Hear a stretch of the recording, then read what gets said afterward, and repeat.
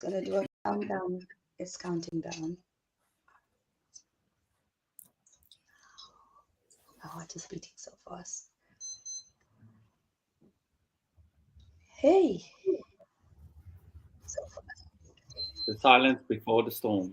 fast. It's counting to when?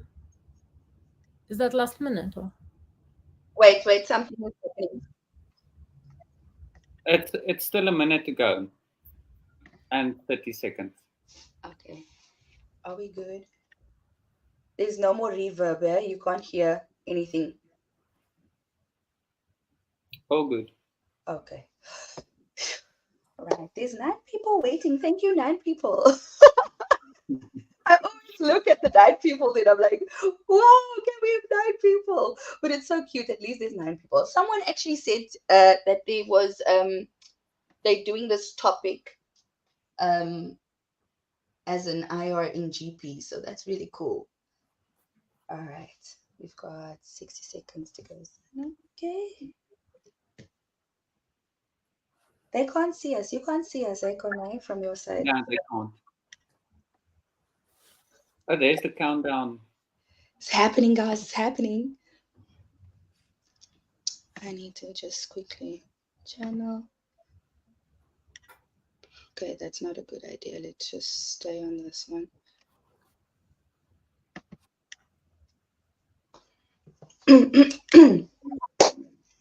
And 16. Johanna here. That's me. Johanna is here. 5, 4, 3, 2. Okay, and let's see. Hi, everybody. Welcome to the FuseSchool Live. It's good to see you with us today. Live in 45 minutes. Why is it saying live? Wait. Minutes? Hang on. Do you see that? Okay. Are we live? We good? Yeah, we're live. Hi, everybody. How are you doing? Welcome to FuseSchool and chilling with us today in studio from their homes. We have Johanna here. We also have Lubabalo Kibido, who is really influential experts in the fashion industry. And we are super excited to have them join in with us today and to talk about everything under the umbrella of sustainable fashion. So without further ado, you guys know who I am. I'm Tatum Riper. I'm the host as well as the head of FuseSchool. And joining me today, rather, is my partner in crime, Corné Harteveld. So thank you so much for joining us. And we do hope that you guys enjoy what we have in store for you today. So over to you, Johanna. Hi guys, my name is Joanna here. I'm a fashion designer and costume designer. I'm a founder of a brand, sustainable eco brand HIR. Here studios as well as fashion lab, digital fashion lab, here labs. Awesome. Hi everybody, my name is Lubabalo Kibido. I'm from South Africa, Cape Town. I've got a company which is fashion orientated company, which overlooks at obviously a clothing line, which is an apparel consultancy, which is design consulting, and yeah. Thank you so much for that. I want to ask you guys a question that has to do with where your love for fashion starts. So, Lubabs, let's start with you first. Where did your love for fashion start? What got you into the fashion industry? What got me into the fashion industry, I remember at the age of 16, as far as I can obviously trace back, I joined a company that was selling clothing. And to my understanding, they would buy overseas, bring it over to South Africa, and just label it. They've taught me how to sell. They've taught me how to study the actual garment, so that I can have a better understanding of the garment and know how to sell to the client. Wow. And up until today, I've worked with numerous luxury brands such as Diesel. Diesel, well known for denims. I've worked for G-Star also well known for denims. I've worked for Scotch and Soda from Amsterdam, also well known for denims. So I've been rather very cohesive with the traditional hardware, garments, apparel, and a little bit of fashion, street fashion. Sorry. But yeah, so today I've got my own brand. It's called Kapsuru, and it's pretty much based on what I know from streetwear to functional clothing or functional wear, therefore, to stunning textiles and so on and so forth. Yeah. Awesome. And I mean, we all need a good pair of jeans, a good pair of denim. It's like the one go-to that we all have in our cupboards, in our drawers, in anything that is fashion. We always go to that one denim that we all love. Johanna, the same question for you. What got you into to fashion? What makes you love it so much? I think I was born with it. I remember since being a child, that was always something I was passionate about. And then I was born in Poland. I moved to England, I think 18 years ago now. I came to do my master's degree. I wasn't sure what that will be in. And then after living for about a year in London, I decided it must be fashion. Yes. So I started, I did a master's in fashion management. However, I already started styling on site. Then I was working for great fashion brand KTZ for about 4 years. And I went back to uni. I decided to do my 3 degree in fashion design because I had that business side of fashion. I was developing my styling skills in the meantime. But I always knew deep in the heart I want to have my own label. So while studying that, I started to design costumes, mainly for music industry and TV. This is something I do at the moment as well. Yeah. And when the pandemic came, I thought this is really good time to reflect on the next steps. So actually during pandemic, I made this decision to start eco-sustainable menswear streetwear brand. I thought there is a lot of linen and kind of boho style out there, but not necessarily something that is cool, something that is for the cool kids, for streetwear, something eco-sustainable you can wear out or even to the event. I thought I found a niche, especially in menswear.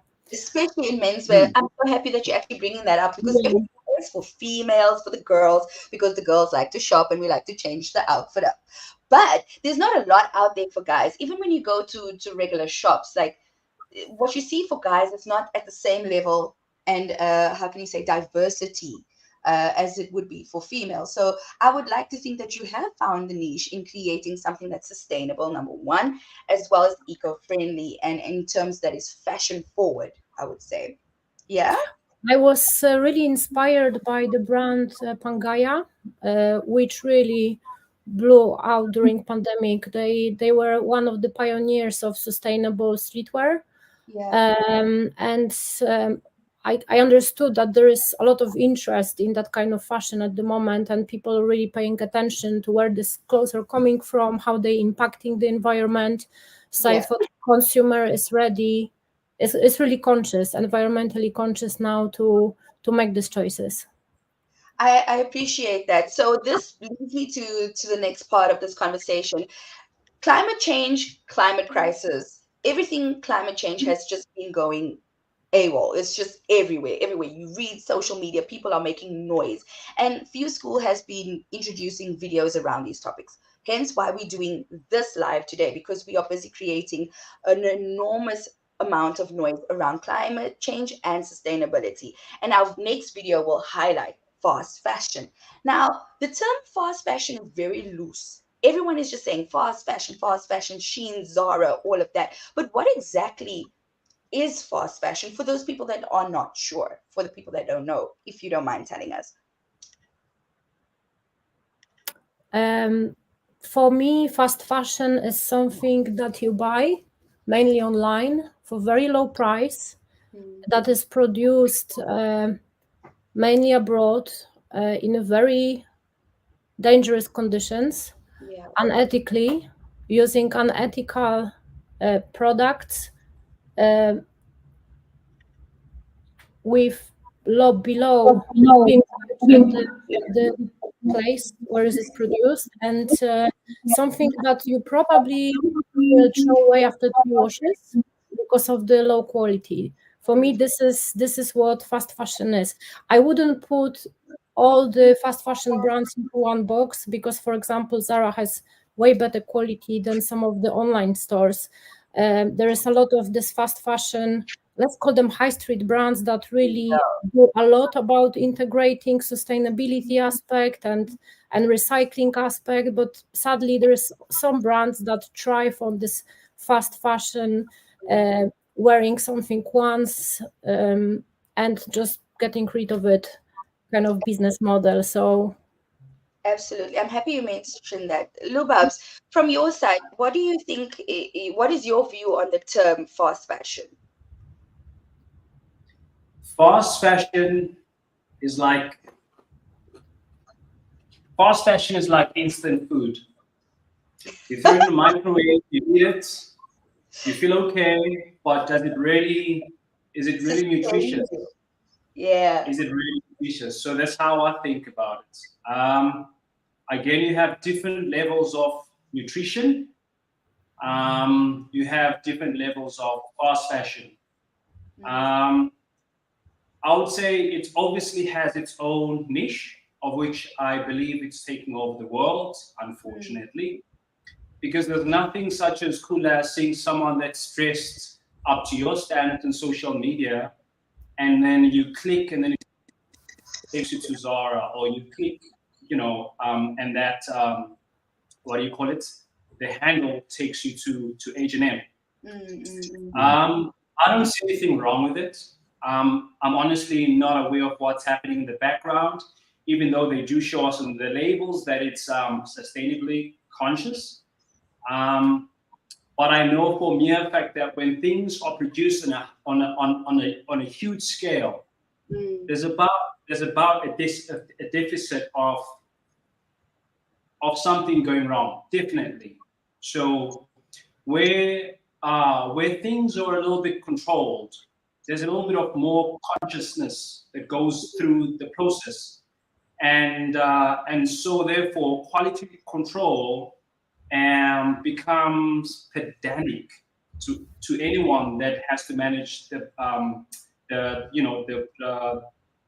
products, that goes through the conveying belts, and so that's what I think about fast fashion. I've owned a couple of items from all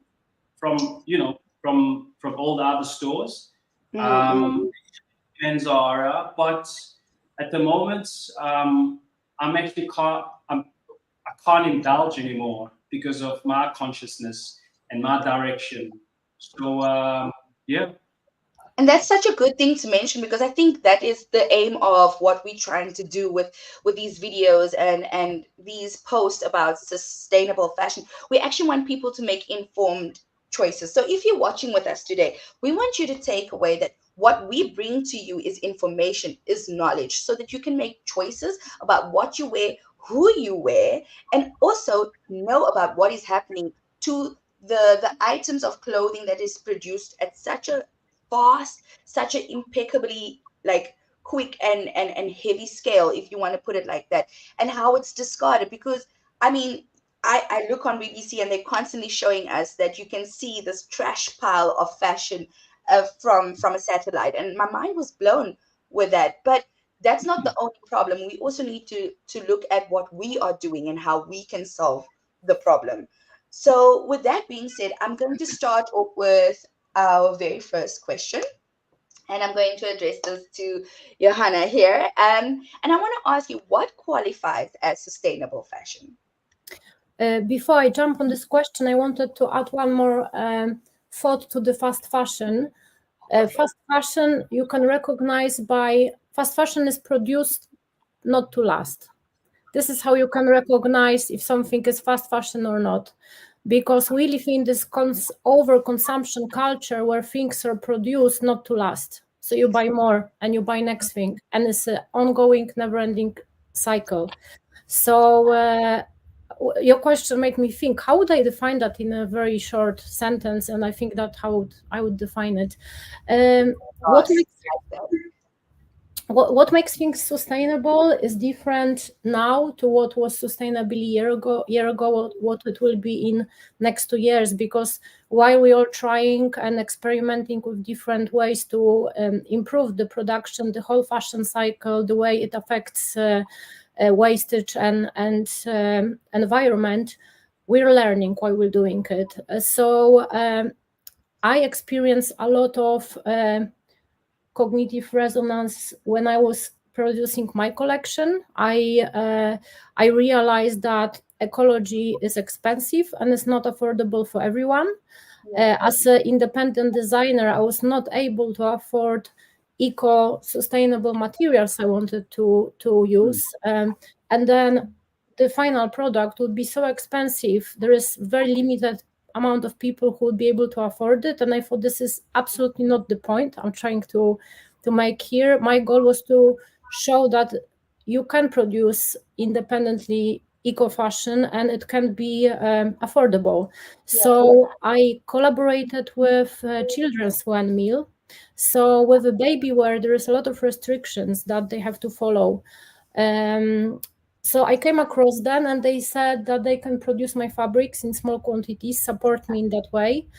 And I started to talk with them. These people knew everything about how you produce jersey, how you produce fabrics, from the very first thread to the final product. When I mentioned things like alg-infused fabrics that can soften your skin, I found out there is so much acid you need to use in the production of such materials. It makes zero sense. It's not eco-sustainable solution. It sounds great, but it's actually doing the opposite to the environment. And there was a couple of scenarios like that. So at the moment, the very basic definition is sustainable fashion is fashion produced from materials without cotton, for example, without use of chemical fertilizers, GMOs, pesticides, and so on. But now we also have digital fashion. For me, that's sustainable.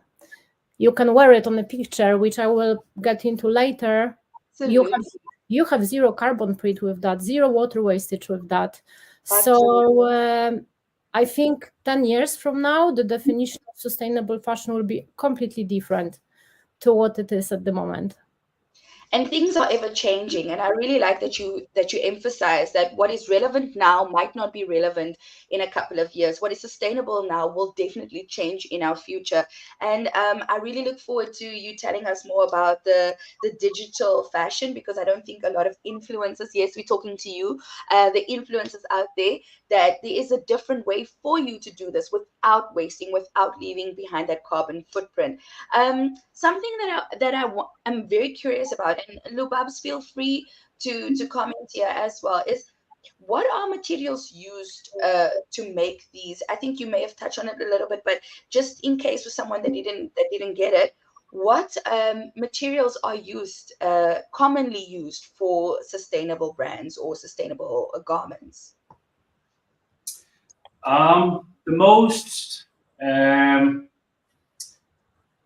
The most predominant fabric that's been used in a sustainable community is cotton. Cotton is forever, and I mean, it's always been and forever will be. But then there are some obviously blends that are starting to come through now. A little bit more expensive, but with the new machines, people can portray a sort of cotton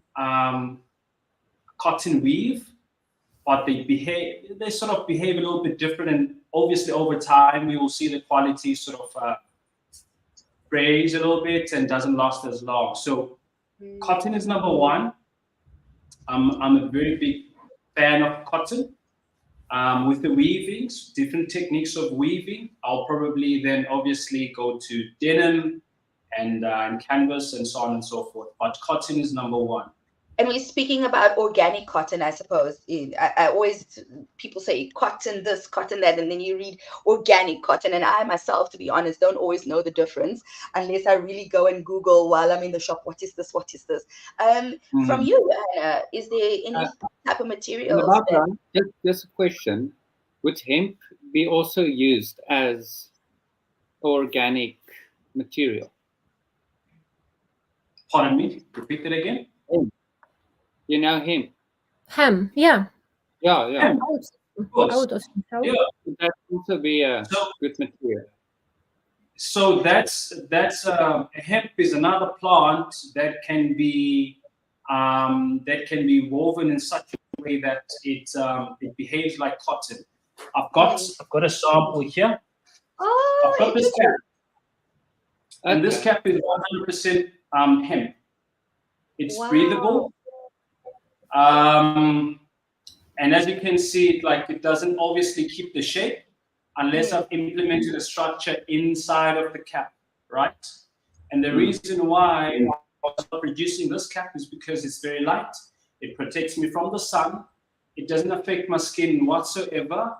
And I've washed it a couple of times because it's white, so I have to wash it. I wear it once or twice, it's dirty, and then obviously I throw it in the wash. And so therefore, that has determined that this is actually a good cap to have, not only to protect you from the sun, you're looking good, and also it lasts long, and it's hemp. You know? And it's made from hemp. There is a real resource of a hemp-made cap. Thank you, Gurne. That's a brilliant question. Johanna, so is there something you would like to add under the question for materials that are used, commonly used? No, I think we covered on majority. I would love to cover the digital materials. Okay. We're gonna go to that very, very soon. Just quickly, I am very bothered by the whole process because they say that with garment making, around it's the second largest polluter of water. So obviously, with the dyes and the runoff and all of that that needs to take place for these garments to be made, that's just one section, and we will cover all of that in our video that's coming up in September. But what ways are known to you how we dispose of sustainable fashion? So what's the difference between the disposal methods that makes garments sustainable, if that makes sense? So what's the difference for you between how we dispose of fast fashion versus how we dispose of sustainable fashion garments? Is there a difference? So I have some figures to share, which are terrifying. No. Because polyester takes between 20 to 200 years to decompose, where cotton takes from 1 week to 5 months. Okay, that's significantly different. Yeah, it's a huge difference.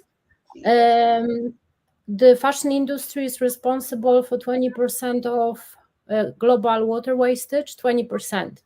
That's huge. And 10% of all emissions. There is $500 billion worth of wastage stock produced every year. So the mountains of clothes that you saw might be not only the returns, not only the things that have been thrown, but also the things that didn't sell. That they never sold.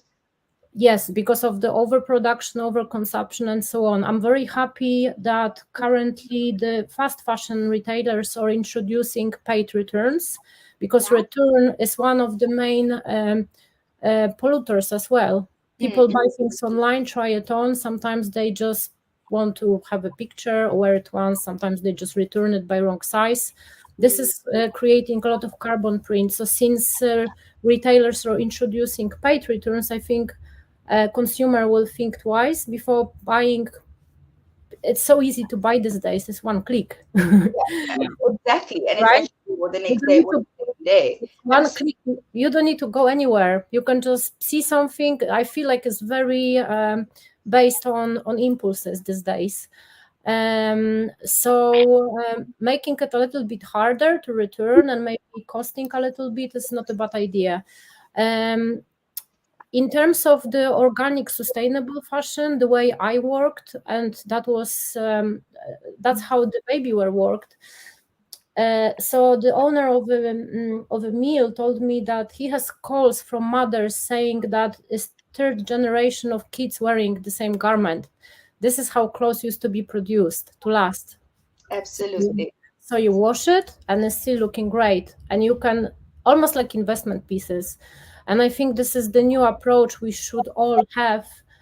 We live in this very image-based culture, but luckily there is new trends. So we have this old luxury trend right now trending, and I can see the mindset changing a little bit. I think also people are most likely bored of having the same collections all over the world. You will have the same collection in London, in New York, in Barcelona, the same clothes. I think we are ready to be individual, and the small independent brands are thriving at the moment, which makes me really happy, because we just want to express ourselves with clothes. That's the main goal of the clothes. So That is so true, because that's how it used to be back in the day. Now, you know that fear when you have, oh my gosh, they're going to see me in the same outfit as this person. Or when you go out and, oh, I know where she bought that. That is from Shein. That is from the, this brand and that brand. And not to knock on anyone, because you basically have to do what fits your pocket. But at the same time, I remember that it wasn't so easy for you to look good back in the day. And sometimes you would save up for a garment that was really expensive, but that would last you very long. And the same thing applies for shoes. We are willing to save and spend a big amount on shoes, because we know it's not as intense as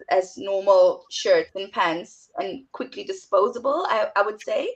yeah. So your consciousness on how you purchase your shoes, should the same thing apply then to what you purchase in terms of your garments that you wear. So I really like that. Individualism is so needed, and especially with this new generation of Snap this, TikTok that, they all want to be individual and be themselves, but then you're wearing exactly the same as someone else. So why not kind of, meet halfway, and at least change your fashion and your image and individuality to something that is more relevant and new.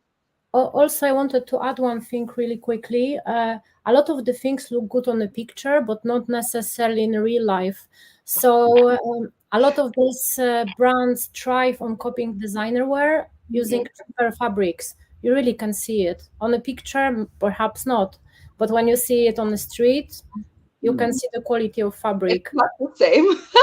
So it's a counterproductive. It doesn't save you money, because you wear something, you wash it a couple of times, you have to It's throw it away. It will look horrible. horrible. So, in my opinion, it's much more cost effective to buy investment pieces that look great for longer, and they look like proper garments. Thank you so much. That is so helpful, because I think we often see a picture and we're so influenced by Instagram and what we see everybody else wearing, but the way that it look on a model online is not the way it's going to look on you in real life. And I this need is to why do you have returns, so many returns, because of the disappointment. it. Even the fit, we're just buying and taking and thinking it's going to fit, and then when you get home, you don't really like what you see. So it's a big thing, that, and I think especially for girls around the world, and for young guys as well, we need to be conscious of that. So thank you so much for bringing that one. It was something that I didn't even consider as something to think about. Yeah, thank you. Now, Lubabs, this one is for you. Tell me, how does the environment benefit from sustainable fashion choices? That's Avi. I'll see it as a better future. You're leaving a better footprint for the next generation, right? I think there's quite a few, I think, decades where us as human beings have destroyed planet Earth, and I think now it's about time to be a bit conscious of how we consume. It's really important, and that's of course if you want to have kids, or you see rather your siblings and your friends wanting to have kids in the future. Of course, Like Joanna said, there's a digital fashion, and that's coming to play. It's going to make a huge difference. I'm a more of a realistic person. I love to touch and feel, and so I'm not sure how it's going to impact my life, and perhaps how I want to portray myself on a digital platform. But if it means better tomorrow, I'm all about it. So sustainable future is the one. That's the only one for me. Yeah. Definitely. Joanna, please comment on the same question. How does the environment benefit from sustainable fashion choices? So I will refer back to the figures that I mentioned before. Fashion is a huge polluter, and luckily things are changing. There is designers like Stella McCartney pioneering the high fashion brands, changing the game. The real fair was banned just in January 2023. There is shops like Vinted where people recycle, rebuy, Depop. There is retail stores now that offer brand new model of buying and then reselling to the same retailer so someone else can buy. I'm talking about streetwear and high-end garments. So I think the change in a fashion game will have a really significant impact on a climate change. But I'm very happy that we're doing this talk. So because people hear sustainable fashion and maybe it's not so obvious, but there's so many ways to be sustainable, and that's what we're covering today. And one of the digital fashion aspects is very exciting for me. This is something I do as well. I started Fashion Lab, so my new business model is based on digital fashion that you can buy to be made. So there is no wastage. I'm completely cutting off any water wastage, material wastage with it, any carbon print that comes with transport, because and I think that's the future of business model as well. So yeah, I think it's a very important part. People might not realize how important it is, actually, how big impact on environment it has. Absolutely. I mean, just to think about it, we are affecting the oceans, we are affecting ecosystems, we are affecting, I mean, the entire planet, like everything that needs to sustain us for the future is being affected by our fashion choices or our throwaway culture, if you put it like that. So I think every little bit of information that we can get out there to our viewers, to our subscribers, to the future subscribers and viewers, I think any advice that we can give them is so important, especially with sustaining the future. And it comes with making choices and being informed. So thumbs up to you guys for creating platforms, for creating brands that is producing sustainable fashion for them, for our next generation to be able to purchase and make a better decision. And yeah, let's hope that everything will just go up and up, and we will see the reduction happening faster. Now, we've been hearing digital fashion the whole time. We've been hearing it, and I know I can't wait. So I'm running through my questions. Please, Joanna, tell us more about the digital fashion. So with digital fashion, there is many aspects in way you can use it. So the first time I heard about digital fashion was years back, but it became mainstream around 2019 with a brand called Fabricant that started to offer very special service based on this image-based lifestyle that we experiencing at the moment. So as you mentioned, not everyone wants to be seen wearing the same twice. I think it's actually cool to be seen wearing the same twice, but maybe younger generations would like to keep it fresh. Okay. So there is this concept now that you can purchase clothes and wear them that don't exist in reality, exist only digitally, and you can wear them on a picture. You post it and it's done. It's never produced. It only exists in digital realm. Is very cost effective because it's super affordable. I can't remember the prices on top of my head, but it's less than $5 to buy it. You would choose the garment online. You would send it to you would put order like you would normally do in a normal shop. Send your picture, and they send you picture of you wearing the garment. Plus, the garments were absolutely amazing. I'm talking like couture, high fashion garments, not even a t-shirt. Now companies like DressX took it to the next step. So now they create these garments in augmented reality. So not only you can wear it on a picture, now you can wear it in a video, and the garments move. This sounds like the creative dream. Yeah, so there is ways. I think if there is a problem, there is always a solution. And for me, Absolutely. this is solution, not the fast fashion, to always keep it cool, keep it fresh, and keep it new, without need of buying, returning, and creating the wastage. Plus, you will look so much better in this digital outfits. Trust me. Absolutely. Absolutely. That's really So, cool. I mean, go like, ahead. I'm sorry. So would this also include CGI for movies? That's already happening for a couple of years. So I also design clothes in virtual reality. I do live shows.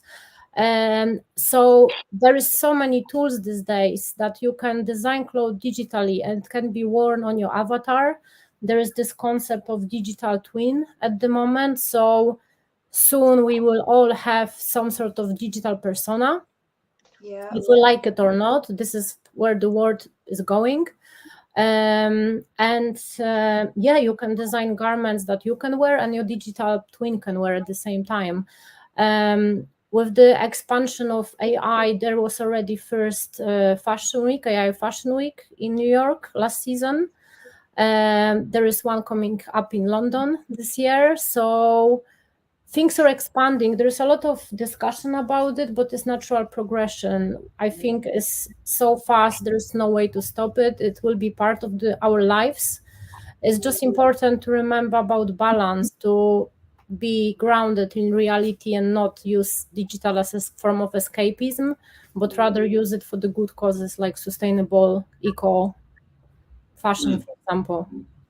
That is amazing. Just to know that AI and technology has moved in such a way that we can now make these choices to And prolong our futures. And I'm talking about last 3 years. This is what happened in the last 3 years. So imagine what will be the choices in 10 years. Uh, Absolutely.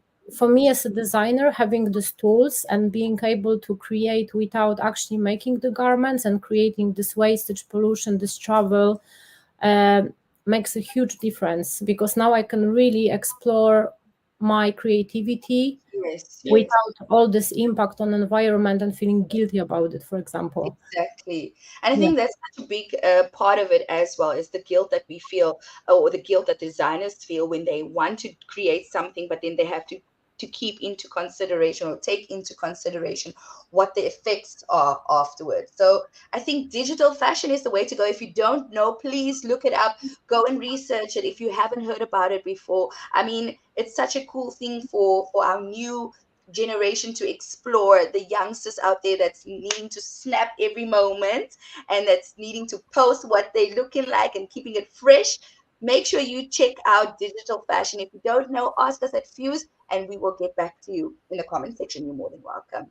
Now, I am going to ask a question to Lubabelo this time. Tell me, Babs, any styling tips that you can give to our gents out there or to our females out there on how they can be sustainable? Any styling tips? Styling tips that can be sustainable. my my fuel currently is vintage. That consists of secondhand as well, vintage, and it's something new, of course, Mm, that I've bought or that I've had for the last 2 years, and mix it up with your own sort of sense of style, right? By means of sense of style is that I always say to myself, when I purchase something that's new, I always have to take one out. It has to be that sort of like exchange that I have in my closet, so that my closet doesn't look too clustered. I'm in, I'm out. So it doesn't waste time. It doesn't take a lot of time for me to actually choose what I really want to wear. So going back again, the styling tip would be vintage Mm, with the new and spiced up with your own style. I like that. I like that. Yeah. So Joanna? whatever makes you comfortable then after. Yeah, sorry. No, no, perfect, perfect, perfect. Thank you so much. I just wanted to add, here you have two solutions. You can either do vintage and what you suggested, or go digital, so there's no excuses. You have a 100%. choice. You have options here, people. Yeah, yeah, yeah. I know that that's something I push with my own kids is before we go to a shop to buy them something new, because children outgrow everything very fast. We actually go and take some out of the existing cupboard. So pack it up and go and donate it. There's so many places, and I think if people just take up the time to go and see where they can donate some clothes that can be used again in a thrift store, or actually just donate it at the church, for example, then you make way for something new.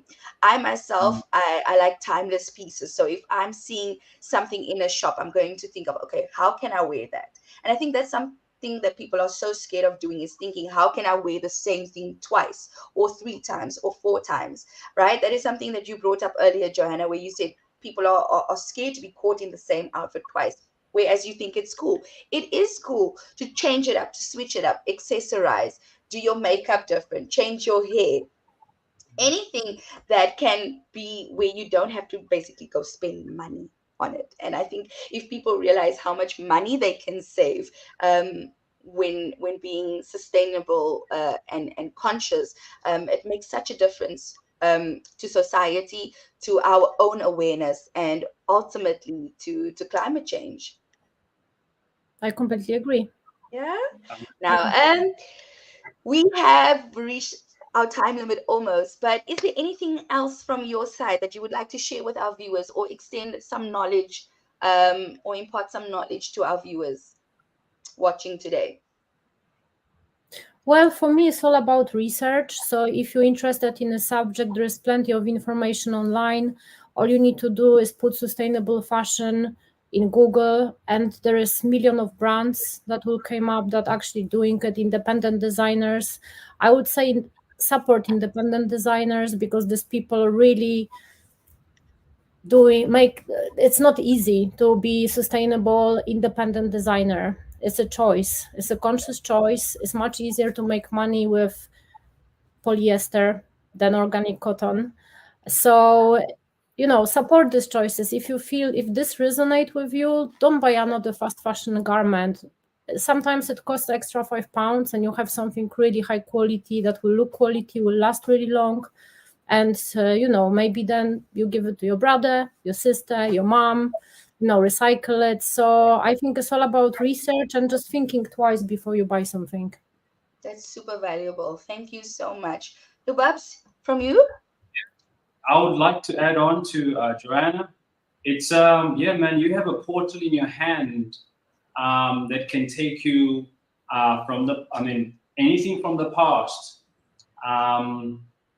to a better future, right? So you click on your phone and obviously you Google what sustainability is all about. And most probably, I'm not sure where you guys are from. I can only guess majority are from Europe, perhaps. And there's definitely an independent designer right in the corner, on the corner of the most popular streets, that's doing, that's designing from a conscious perspective. Perhaps their name are not blown up, they're not as big as all these as these brands that have like strong heritage, right?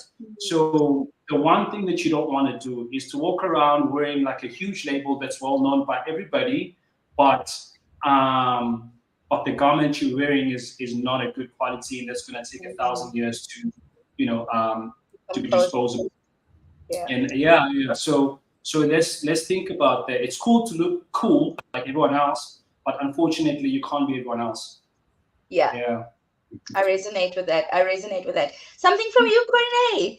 You would like to share something with us? Well, it's interesting. Like the hemp that I told you about, it's really interesting. I'm going to look into that, buy more hemp But I know items. him. Well, you know who to go to. Alu Babs has his own brand there, so please do support. And then from my side, I would to just thank you all so much for imparting your knowledge and for sharing with us what we can do. I mean, all it takes is switching up one thing. All it takes is reaching one or two people that is willing to make the change, that can tell one or two other people about making that change. And that is how we infect people, how we make them want to, join in with us and make a change to the world. I mean, fashion is who we are. We're always going to be wearing something that makes us feel good. We want to feel good. So wear something that you're proud of. Wear something that you support wholeheartedly and that you don't have to feel ashamed of. So, with that being said, please look out for our fast fashion, sustainable fashion video coming out in September. Please tell your friends about the brands that you've heard about today with Johanna here and Lubaba Luquido. So, please, please, please. Bubs, you know me. I'm going to call you Bubs forever. And thank you so much, everybody, for joining in today. Everything will be in the description. We will post it on social media, so please check it out. I will be making noise around these brands for the rest of this week. So thank you so much, everybody, and we appreciate you all for tuning in today, for checking it out, and for the viewers that will still watch this later on today. So thank you so much from Fuse School, and let us know what you guys are passionate about, or if you know of more sustainable brands that's out there that we didn't get to cover today. But for now, that's all from us. Okay, Thank thank you. you, guys. Thank you. Thank Everyone, you.